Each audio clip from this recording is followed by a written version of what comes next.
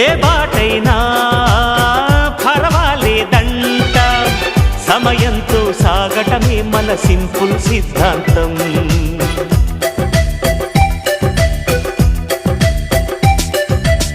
చిరుగాలికి పరిమళమిచ్చే సిరిమల్లెల వనమై ఉందాం, గగనాన్ని నేలను కలిపే హరివిల్లుల బంతెన అవుదాం.